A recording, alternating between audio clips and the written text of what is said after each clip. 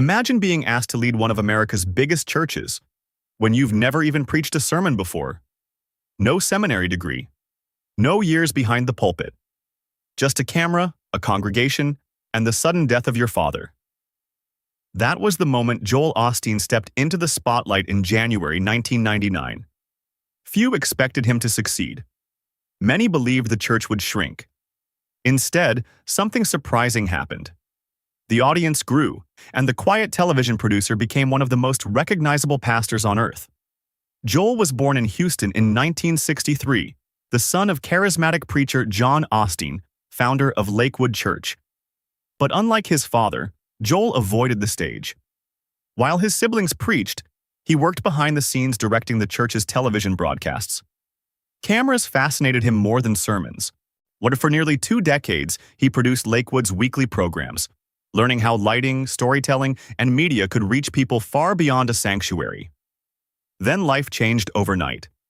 Just days after delivering his first sermon at age 35, his father passed away unexpectedly.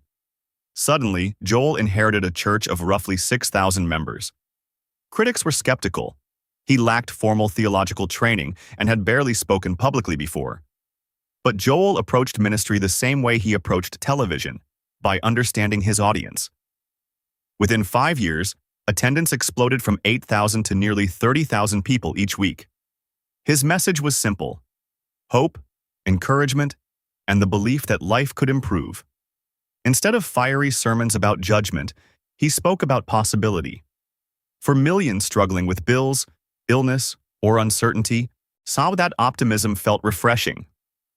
In 2005, Lakewood made a bold move. The church transformed Houston's former NBA arena, the Compaq Center, into a massive worship space. Nearly $100 million was spent renovating the building into a 16,000-seat sanctuary with broadcast studios, classrooms, and production facilities. What had once been a sports arena became one of the most recognizable megachurches in the world. The media machine accelerated everything. Joel's television program eventually reached 10 million viewers weekly in over 100 countries. His book, Your Best Life Now, released in 2004, sold more than 4 million copies and stayed on the New York Times bestseller list for nearly 4 years. Arena events called Night of Hope began filling stadiums with 60,000 attendees, blending worship with concert-style production. But success also attracts questions. Lakewood Church operates with an estimated $90 million annual budget, yet critics point out that only about 1.3% goes directly to missions and outreach. Joel himself stopped taking a salary from the church in 2004, earning income mainly from books and speaking engagements. Still, his estimated $40 to $60 million net worth and $10.5 million Houston home often fuel debate about prosperity preaching. Controversy intensified during crises. After Hurricane Harvey in 2017, the church initially kept its doors closed, citing flooding concerns, while social media demanded it open to displaced residents. In 2020, Lakewood accepted a $4.4 million federal PPP loan during the pandemic before later returning the funds after public backlash.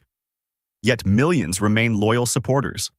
They say Joel's message helped them through depression, job loss, illness, and personal struggles. For them, his sermons are less about theology and more about survival. A weekly reminder that tomorrow might be better than today.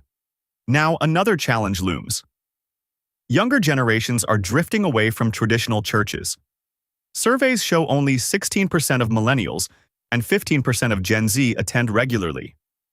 Many want deeper discussions about suffering, justice, and real-world complexity, not just motivational encouragement. So Joel Osteen stands at an unusual crossroads. On one side is extraordinary influence, millions of viewers, best-selling books, and one of the largest churches in America. On the other side are growing questions about wealth, theology, and relevance in a changing world. And maybe that's the real story here. Because the hardest test for any leader isn't building something powerful.